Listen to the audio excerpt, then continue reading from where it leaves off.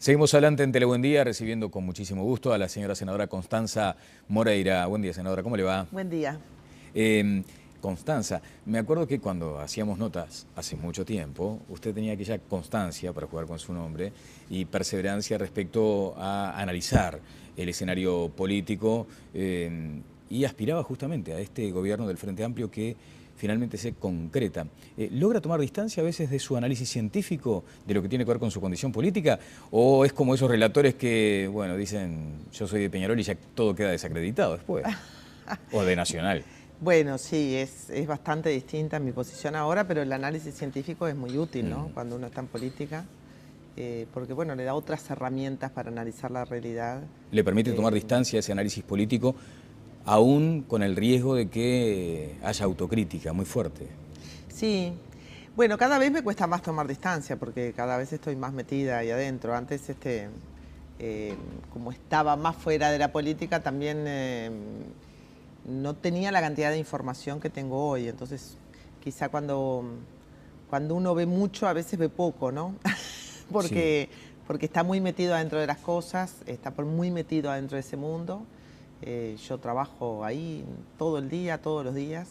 Entonces ya no tengo tampoco la sensibilidad del oído común que tenía cuando no estaba en un mundo de la política y conversaba con gente que no eran de la política, y entonces tenía una capacidad de recibir, no sé, la sensibilidad de la opinión pública distinta cuando uno está en política metido todo el día adentro de la cosa, ¿no? Claro, ¿qué la hace transformarse más en, si se me permite una vulgaridad, en camisetera, digamos, en defensora a ultranza de lo que está haciendo el gobierno? ¿No toma esa distancia para la crítica? No, eso sí, bastantes cosas critico. Sí, es verdad, ya lo vamos a ver ahora en un ratito. Algunas cosas critico, pero estar en política es tomar partido, eso es así. Uno no siempre está tomando partido por todo, ¿no? Por todas las leyes, por todos los temas, por todas las cosas. Y por supuesto que eso sí es distinto a la posición de un analista que sabe sobre ciertas cosas y opina sobre ciertas cosas, no sobre todas. Y bueno, cuando uno está en política, quiero que tomar partido sobre casi todas las cosas, claro, porque estamos además, yo estoy en el partido, que a su vez es el partido de gobierno, entonces la responsabilidad es doble.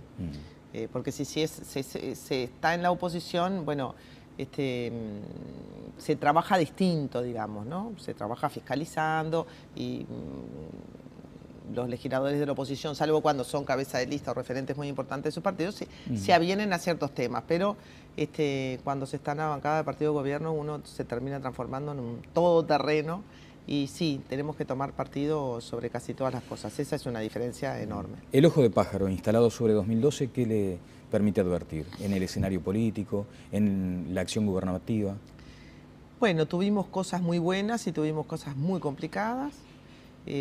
Para mí, entre las cosas muy buenas, algunas leyes que hacía mucho tiempo que esperábamos para sacarlas, como la ley de despenalización del aborto, es una cosa muy buena. La aprobación de la Universidad Tecnológica, con todas sus luces y sus sombras, es un logro en una agenda de la educación que estaba relativamente trancada, y es increíble porque es un logro que trasluce, es un logro de un acuerdo multipartidario luego que el acuerdo multipartidario fracasa. Es como una paradoja, pero me parece que más allá de que la universidad va a empezar a funcionar dentro de un tiempo, es una señal positiva para la enseñanza y para el interior del país. Luego, yo diría que lo de Pluna es un golpazo, todavía no salimos, ¿no? Todavía estamos empantanados, se votó en diputados, se vota lo de Pluna, el proyecto que permite que el fideicomiso alquile los aviones, ayer. Claro. Entonces, bueno, yo me parece que lo de Pluna fue lo peor del año. Luego, con la oposición, muchos acuerdos se empantanaron y terminaron no rompiendo el gobierno de unidad nacional, porque en realidad se va el sector de Bordaberry, de los cargos de gobierno, pero el resto queda, incluso queda los otros que no son Bordaberry del Partido Colorado. ¿Se rompe el frente grande ese que se había generado con Larrañaga como una señal importante? Bueno, se rompe, sí. en la cuestión formal se rompe y Larrañaga pasa a tener una actitud más opositora, pero siempre hay negociaciones con el sector de Alianza Nacional en casi todas las cosas. Desde matrimonio igualitario hasta universidad tecnológica, yo diría que los acuerdos siguen existiendo y la búsqueda de acuerdos por las dos partes sigue existiendo. Luego quedan temas en el tintero, matrimonio igualitario, yo sé que fue una desilusión enorme para los... Sí, ¿cómo lo interpreta para ir a un tema puntual a cuenta de otros que vamos a tratar? Hubo malestar, de hecho ayer estaba Andrés Escabliola acá con nosotros diciendo que había tenido decepción, muy fuerte decepción. Sí, totalmente. Pasó lo siguiente, los blancos y los colorados no habían, en el Senado ese proyecto no había pasado por la comisión correspondiente, que es la Comisión de Constitución y Legislación. Y es un proyecto que no es un proyecto para permitir el matrimonio entre personas del mismo sexo, sino que es un proyecto que cambia el Código Civil en lo que tiene que ver con... la arquitectura del Código Civil. Claro, en lo que tiene que ver con el matrimonio.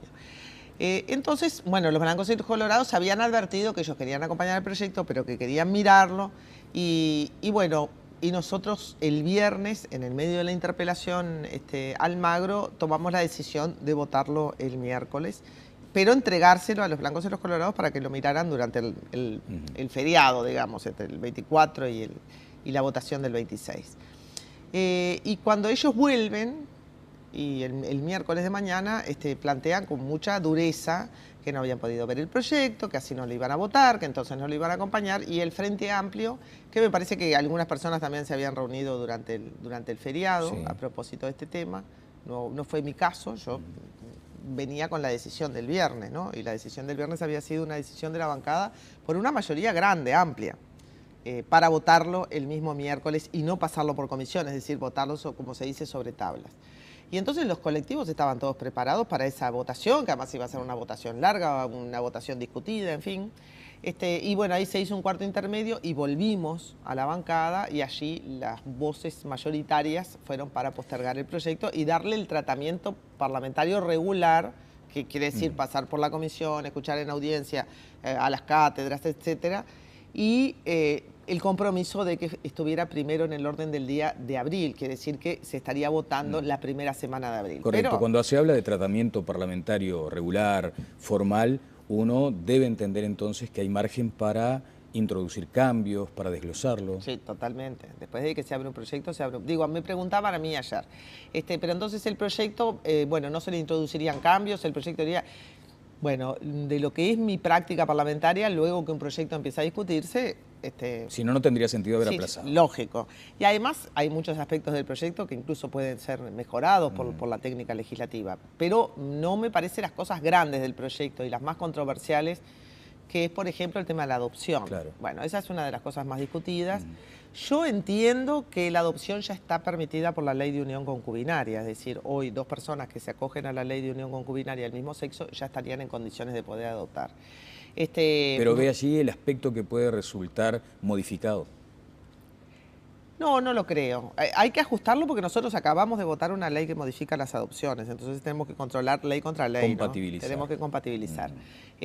Pero el tema de los apellidos, de que ahora los apellidos se puedan elegir indistintamente, que es un tema de carácter más simbólico que otra cosa. Pero aquel temor de las organizaciones que estaban en pro del matrimonio igualitario, aquel riesgo que existía para ellos se concreta, o sea, el proyecto va a ser abierto. El proyecto se abre, pero bueno, la bancada del Frente Amplio tiene como compromiso por unanimidad, con la excepción de un senador que se va a retirar de sala, pero va a entrar su suplente, tiene compromiso de que el proyecto se mantenga en sus líneas maestras y votarlo a principios de abril. Quiere decir que el proyecto, a ver, no estamos con despenalización del aborto, que era un proyecto con menos voluntades concertadas. En el caso de este proyecto hay unanimidad entre los legisladores, no hay legisladores que se hayan opuesto, salvo este legislador que tenía algunas dudas. Y luego, aparentemente, el Partido Nacional y el Partido Colorado votarían algunas cosas del proyecto, como el artículo 1, que es el artículo que permite el matrimonio entre personas del mismo sexo, pero creo que no acompañarían otros, el de los apellidos, el de la pensión alimenticia igual para hombres y mujeres, o el de las adopciones. Me parece que no estarían acompañando estos otros proyectos que los votaría solamente el Frente Amplio. Correcto. A propósito de gente que ingresa y se retira de sala, ayer llamó la atención en la discusión de Haití, ese debate muy fuerte sobre el que usted también ha tenido opinión, pero Esteban Pérez dijo claramente, van a hacer la plancha acá, en lugar de hacer la América van a hacer la Gran Haití. Llama la atención ese posicionamiento tan potente desde el punto de vista político respecto a las misiones uruguayas en el extranjero. Bueno, yo creo que nosotros, la izquierda está en esta discusión sobre Haití desde que renunció Chiflé, ¿no? Claro. No era la MINUSTAH, era la UNITAS, que era una misión de otro tipo. Esta misión tiene componentes, es una misión del Consejo de Defensa, del Consejo de Seguridad de Naciones Unidas, o sea que es una misión militar, es una misión, no es una misión de desarrollo, no es digo, se le llama misiones de paz, pero son misiones cuyo componente esencial es un componente militar. Sí, sí, no es solidario, digamos, en el no es una sentido cooperación al desarrollo. Exacto, exacto. Y bueno, de alguna manera la UNASUR, que se compromete con Haití luego del terremoto, y algunos países, Cuba, Venezuela, la propia Argentina, bueno, han declarado y están en la línea de ir reemplazando el componente militar por cooperación al desarrollo, porque los haitianos precisan cooperación, precisan médicos, que es lo que está dando Cuba, precisan cooperación agrícola, precisan, bueno, tuvieron epidemia de cólera, precisan un montón de cosas, y entonces la idea es ir reemplazando el componente militar por otro tipo de ayuda. Ahora, al Uruguay le es onerosa la misión en Haití, eso es lo que quiero decir, no es que Naciones Unidas paga y el Uruguay no paga nada, el Uruguay paga parte de la inversión en equipamiento, paga un 50% más de sueldo a los soldados que van, se computan dobles los días que están, es decir que nosotros ahora tenemos 900 y pico de soldados, bueno, no se pagan solamente esos 900 y pico de sueldos, además del sueldo extra que reciben, sino que pagamos 400 y pico de sueldos más. Quiere decir que hay un componente importante del Estado uruguayo de cooperación con Haití a través de las Fuerzas Armadas. Bueno, la idea es ir reemplazando eso, y mi principal discusión es que no teníamos, yo no tengo, por lo menos no he visto un cronograma de reemplazo y de salida y de retiro gradual. Claro, pero es el objetivo. Es el objetivo, pero bueno, para eso hay que tener un plan a largo plazo que uno diga, este año reducimos el 20% o lo reducimos de acá y no de acá, porque hay muchos componentes militares envueltos. Y yo lo que quería es que nosotros tuviéramos tiempo para discutir eso y que además tuviéramos un cronograma de retiro claro, que uno pueda decir, bueno, estamos en Haití, pero salimos, no sé, en el 2016 estamos afuera. No irse en una estampida. Y además hay mucha controversia dentro de Haití con respecto a la MINUSTAH, ¿no? También. Usted hoy, cuando pasaba revista, digamos, a ojo a vuelo de pájaro sobre algunos temas, no detalló la política exterior de Uruguay, ni en los claros ni en los oscuros. ¿Cómo la observa, ya que estamos hablando también de la participación? Bueno, yo soy una firme defensora de esta política exterior que un día sí, otro también causa mucho escozor en las filas de la oposición. Y siempre tenemos esta discusión porque la oposición dice, esta es una política exterior de izquierda. Digo, bueno, es un gobierno de izquierda, no se puede tener una política exterior neutra. ¿Cuáles son las cosas buenas que yo veo de la política exterior? En primer lugar, el rol del presidente, ¿no? El rol del presidente ha sido bastante destacado. Es un hombre que ha mantenido un perfil en el escenario latinoamericano muy curioso, muy amigable y muy reconocido por sus pares. Pero contribuye esa cuestión de ver al presidente de la República como, bueno, él ha dicho que no, que pobres son los otros, ¿no? Los que necesitan mucho, pero esa cosa del presidente más pobre del mundo, ¿eso contribuye a una imagen de Uruguay, digamos, desde su punto de vista? Yo creo que más que el presidente más pobre del mundo, es la idea de un presidente austero que dona su propio sueldo, que continúa viviendo como vive, que yo... A ver, hoy diría que esas no son ni siquiera las principales cualidades de Mujica, pero a los ojos del mundo eso es irrefutable, porque todo lo demás puede ser materia de discusión. Pero y cuando él afronta esa cuestión tan potente de la legalización del consumo de marihuana, de la comercialización y producción de la marihuana, y luego da esa marcha atrás, ¿cómo debería ser interpretado también ese gesto ante el mundo, digamos, ¿no? Bueno, es curioso porque en el mundo nos hemos hecho muy famosos por despenalizar algo que no hemos despenalizado nunca. Yo misma he dado alguna charla en el exterior sobre la descriminalización de las drogas en el Uruguay. En primer lugar, el Uruguay tiene una legislación de avanzada para lo que es América Latina porque el consumo no está penado. Y entonces muchos países están antes, ¿no? Están todavía discutiendo la penalización del consumo, incluso Estados Unidos. Luego, el presidente lo que hace es recoger una cosa que ya está en el aire y en las reuniones, porque muchos expresidentes como Fernando Henrique Cardoso, Zedillo, Gaviria,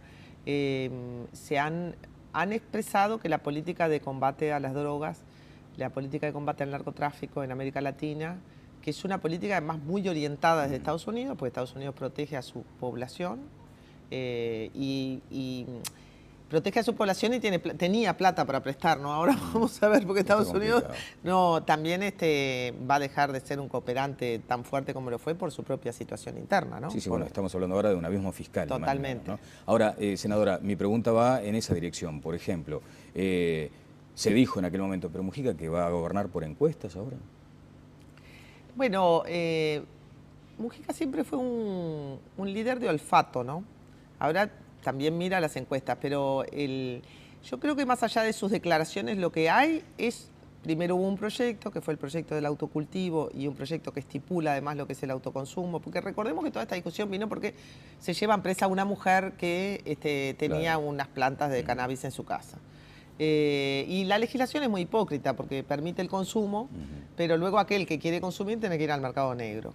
¿Cuál es la conclusión a la que han llegado todos estos expresidentes y la OEA hizo una reunión para esto? Que la plata que se gastó en el combate al narcotráfico en América Latina podía haber curado 3 veces todos los adictos de América Latina. Es decir, esa política de combate al narcotráfico no funcionó. Fracasó. Y la economía subterránea de las drogas está cada vez más floreciente, con sus armas, con sus muertos, con sus... Bueno. Entonces, como esto ya se vivió con la ley seca en Estados Unidos, y todo lo que fue la economía subterránea del alcohol en Estados Unidos con la ley seca, se dijo, vamos a ir a una política tipo tabaco.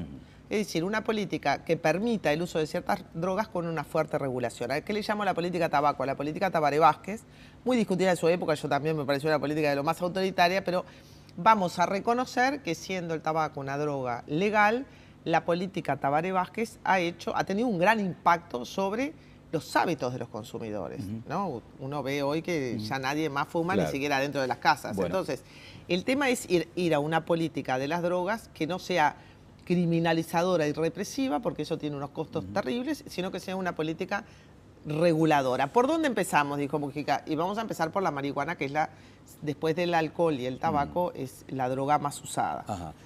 Abro un paréntesis breve. ¿Tabaré Vázquez autoritario, Mujica dialoguista, digamos, en esos términos? Bueno, Mujica es muy dialoguista y tiene muchas ideas.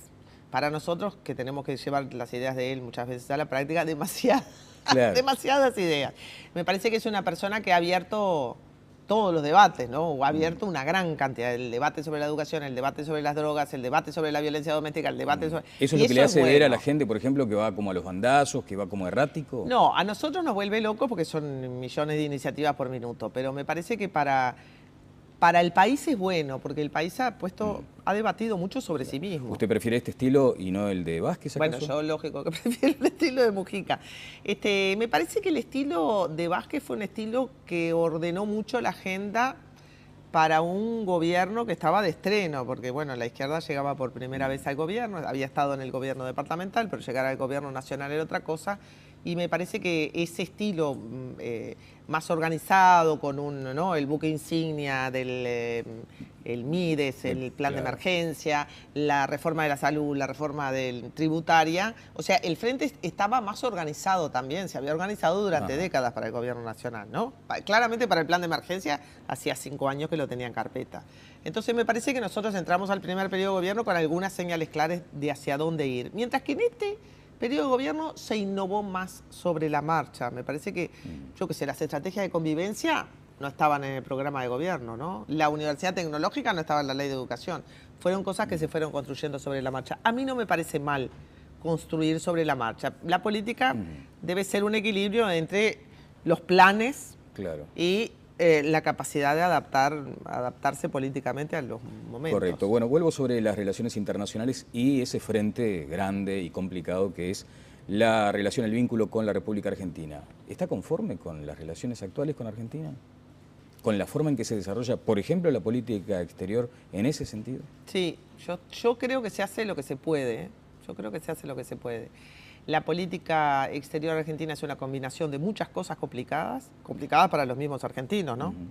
Me parece que el canciller y Mujica han tenido un buen oído respecto de lo que pasa en la Argentina, porque la Argentina, quiero decir que también tiene sus problemas, ¿no? También tiene su interna, tiene su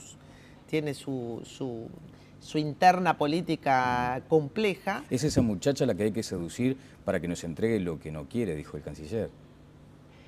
Bueno, yo, a ver,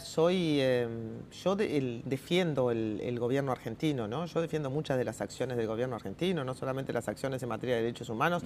Se dirá lo que se dirá, pero los indicadores, volviendo a la ciencia, sí, los indicadores argentinos revelan que Argentina ha combatido la desigualdad, ha disminuido la pobreza, ha mejorado todos los indicadores en educación de Argentina, tanto que se hablan, son los mejores de América Latina. Son los mejores de América Latina. Eso hay que estar ciego para no verlo. ¿Pero comparte esa mirada del canciller, por ejemplo? Y yo, que Argentina necesita ser seducida, hay un estilo de la política argentina confrontacional, discutidor, que no es la política brasilera, ¿no? La política brasilera tiene el estilo brasilero, que yo bien conozco, es otra cosa. Pero con Argentina se discute más. Pero yo, a ver, lo que siempre sostengo... Entonces, la pregunta es, ¿yo estoy conforme con lo que hace el gobierno? Yo creo que hace todo lo que puede. Sí, hace todo lo que puede, porque, bueno, es un país muy chico, con un país muy grande, y hay cosas que nosotros las necesitamos a muerte. El dragado. Claro. Bueno, son cosas que nosotros... Entonces, yo me parece que lo que hay que tener con Argentina siempre es paciencia estratégica, diálogo. El tema de la paciencia estratégica es un concepto además muy brasilero, ¿no? Sí. Con Argentina. Y bueno, el concepto es muy simple. Brasil es el país más importante de América Latina. Brasil es el país de América Latina a los ojos del mundo.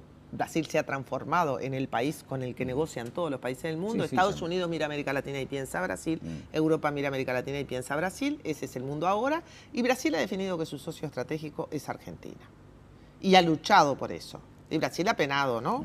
También por eso. Que no podemos quedar en esa... Entonces nosotros nos tenemos que llevar bien con Argentina y con Brasil. Y eso exige negociación, exige tacto, exige inteligencia. De hecho, la interpelación a Almagro fue por las declaraciones de Gavito a propósito de la negociación. ¿Hubo tacto allí en desplazar a Gavito, por ejemplo? Porque informa su partido. Luego, un periodista accede a ese documento. No está claro que haya sido Gavito. ¿No fue apresurada esa decisión de desplazarlo? Yo creo que fue una decisión a lo Tabaré Vázquez. Fue una decisión muy firme. Fue una decisión muy firme. Dijo, bueno, él es un funcionario, es un equivalente a un funcionario diplomático. Aunque la Comisión Administradora del Río de la Plata en realidad no tiene el estatuto ni de un ente autónomo, pero es como si fuera un funcionario diplomático, está sometido a los criterios de reserva de los funcionarios diplomáticos. ¿Fue acertado o no? Él es parte de la negociación y yo creo que es una señal, yo creo que es una señal, a mí me parece que es una señal justa. No está muy convencida. No, me parece que puede ser un poco duro, pero el tema es que las negociaciones con Argentina tienen que ir en ciertos carriles y no en otros. No se puede hacer primeras planas, no se puede hacer escándalo con la situación con Argentina porque es delicada y porque tenemos una negociación difícil. Entonces, bueno, a veces hay que tomar algunos tragos amargos. Me parece que lo fue. Yo no creo que para el canciller tampoco haya sido una decisión sencilla que le haya tocado, además, a este canciller tan cuestionado por la oposición, ¿no? Porque la oposición, creo que Almagro y Ehrlich deben haber sido los que más han desfilado, ¿no? Educación. Dígame, y por ejemplo, se dice, bueno, ¿por qué actuaron con esa prontitud, con esa rapidez con Gavito y no lo hicieron en su momento con el embajador itinerante, que también había denunciado ni más ni menos que una presunción de corrupción, de coima? Estoy refiriéndome a Baraybar, claro. Bueno, primero Baraybar en su momento presentó su renuncia, ¿no? No es el caso de Gavito. Correcto, pero ¿por qué entonces ese desbalanceo aparente? Bueno, no, yo francamente no había pensado nunca en esto que usted me pregunta, pero me parece que la señal en el caso de Gavito es decir, acá no se está representando al Partido Nacional, acá se está representando al país. Yo puedo tener diálogo con mi partido, ¿no? Obviamente, porque él es un cargo de partido, pero la representación es una representación país. Entonces, de alguna manera no se puede estar y no estar. Si se está integrando los entes y organismos del Estado, se está para defender una política nacional. Me parece que también es una señal hacia todo este armado del gobierno de unidad nacional. ¿Y no fue mucho más grave lo de Baráibar diciendo que había presunción de coima y determinando que el gobierno argentino actuara en consecuencia? Porque ahí fue el punto. O sea, ¿por qué no le aceptan la renuncia a Baráibar cuando había generado un movimiento tan fuerte? Bueno, eso tendrá que preguntárselo al canciller, está fuera de mi competencia. Se lo voy a preguntar, pero usted como senadora que ha estado interesada en estos temas también suponía que había una respuesta a eso. Un golpazo lo de Pluna, lo dijo usted al comienzo de la entrevista. Y sí, lo de Pluna fue, eso sí que fue un trámite sumario porque votamos muy rápidamente su liquidación, también habida cuenta de los juicios que empezaban a procesarse en Brasil sobre los activos de Pluna. Y bueno, y hemos fracasado en encontrar una solución rápida al tema de la conectividad aérea que se va llenando, ¿no? Por la vía de los hechos, uno si quiere viajar, viaja, ¿no? ¿Hubo fracaso solo con la conectividad, Constanza? No, me parece que el fracaso, a ver, hay una evidencia clara para el Uruguay de que Pluna como negocio, a ver, una línea aérea de bandera uruguaya como negocio empresarial parece no ser un negocio empresarial muy apetecible para nadie y el Estado tiene que tomar la decisión de subsidiar combustible, bueno, un poco lo que está sosteniendo Aerolíneas Argentinas, ¿no? Sí. Aerolíneas Argentinas está siendo sostenida por el Estado. Entonces, hay algo sobre lo que tenemos que hablar. ¿Está de acuerdo con Castillo que el Frente Amplio debe internalizar ese karma, como lo dijo él? ¿Escuchó a Brenta, por ejemplo, también más o menos en ese sentido? Yo creo que son decisiones, si usted me dice, ¿usted sostendría la conectividad aérea financiando una línea aérea propia? Y bueno, sí, yo reduciría un poco las Fuerzas Armadas, por ejemplo, y le daría un poco, o sea, es posible hacer redistribuciones dentro del Estado para asumir una decisión, no a la Argentina, porque Argentina estatizó y tiene otros recursos y otras necesidades de conectividad, pero si a mí me preguntan si yo estaría de acuerdo con que el Estado asumiera en forma más desembosada, ¿no? Porque siempre estamos pagando Pluna, ¿no? La pagábamos con Varig, la pagamos con Leadgate, o sea, siempre estamos pagando en el sentido que el Estado y los uruguayos están contribuyendo al financiamiento. Parece que va a ser el destino también, pero me pregunto si vamos usted a ver, entiende ¿no? que... si va a ser el destino, pero si bueno, yo creo el subsidio parece que está planteado como un hecho ya, ¿no? O sea, no creo que pueda sobrevivir una compañía de los trabajadores sin subsidio del Estado uruguayo, claramente. Entonces me parece que esa es la primera decisión que tenemos que tomar. Es decir, tenemos que renunciar a una solución capitalista para Pluna. ¿Qué quiere decir una solución capitalista? Y bueno, que venga un empresario que ponga su capital, que el Estado uruguayo se desentienda y de que esa empresa le resulta rentable a alguien. Y la alternativa capitalista para Pluna parece no estar al alcance del Uruguay. Y eso es una constatación dolorosa que hemos hecho en los últimos, no sé, desde el 95 que estamos con esto. Bueno, ¿no? Y en el cierre, Constanza, quiero apelar entonces a su condición doble, ¿no? De cientista política y de integrante del Frente Amplio y del partido de gobierno y del sector mayoritario. Juan Castillo dijo, esto hay que internalizarlo. Brenta dijo, el Frente Liber Sereñi debe asumir lo que fue este equívoco, y Pintado le salió a responder, como se dice en términos futbolísticos, con los tapones de punta. Hay que internalizar el debate, ¿cómo se sale de esta situación para que no comprometa la próxima elección? Bueno, no me animaría a decir que el tema de Pluna compromete la próxima elección, sino que lo que tenemos que ver es cómo salimos ahora de Pluna, ¿no? Porque la próxima elección está en el 2014 y nosotros tenemos que encontrar, o sea, tenemos que salir de la situación de la manera que sea, porque vamos votando un fideicomiso, después votamos una prórroga a los empleados, después no, al seguro de paro de los empleados, después votamos el permiso para alquilar los aviones. Tenemos que terminar de redondear una salida a la situación. La salida, que parece estar en el horizonte, es la salida de los trabajadores con algún tipo de apoyo. Bueno, eso hay que terminar de concretarlo. Yo no digo que eso va a comprometer la próxima elección, pero sí creo que bueno, a ver, ya no era una empresa estatal, pero es Pluna, es un capital, es un activo del Uruguay. Un activo Pluna. casi emocional. No emocional, porque usábamos Pluna, ¿no? Y Pluna al final era el que nos sacaba de cualquier lugar. Digo, cualquiera que viajara sabía que exista Pluna o no es algo, para un uruguayo es una diferencia, para un uruguayo que viaja. Yo creo que los errores no son errores... yo no creo que los errores sean errores únicamente del Frente Amplio. Yo creo que son errores y son inevitabilidades que se producen por esa situación de una empresa aérea uruguaya en el contexto de las empresas aéreas del mundo, que tampoco la están pasando bien. Me parece que no creo que haya sido solo una suma de errores. Han habido problemas de decisión, problemas de gestión. No siempre sabemos gestionar bien las cosas, tampoco los blancos y los colorados. Me parece que ahí han habido errores de todos los partidos. ¿Y estos procedimientos no le despiertan a usted cierta inquietud? Estar debatiendo tanto respecto a un aval otorgado, estar observando que autoridades tan altas en jerarquías van como indagados a la justicia, ¿no le despierta a usted? Bueno, por supuesto. Todo el tema del aval es una historia por la que preferiría no haber pasado nunca. Pero lo que creo que el problema de Pluna es, más allá de los aciertos y las acusaciones recíprocas, yo viví muchos años en Brasil y viví de primera mano lo que fue la crisis de Varig y cómo Varig cerró y quedamos todos en manos de Gol en aquella época, que era una empresa que tenía 4 aviones, o sea que no será la primera, ni el primer ni el último país que tenga que redefinir su conectividad aérea por el quiebre de una empresa de estas características. Lo que sí me parece es que otros países tienen a mano otras soluciones y el Uruguay, la solución que va teniendo a mano es la vieja solución de siempre, y es que el Estado tiene que participar de alguna manera. Muchas gracias, Constanza Moreira, le deseo un gran 2013, seguiremos avanzando en todos estos temas y me tendrá que decir, Tabaré Vázquez es el próximo presidente desde su punto de vista, me imagino. No, yo no lo doy tan por sentado. Mira, vamos a ver. Puede haber otros candidatos, dice usted.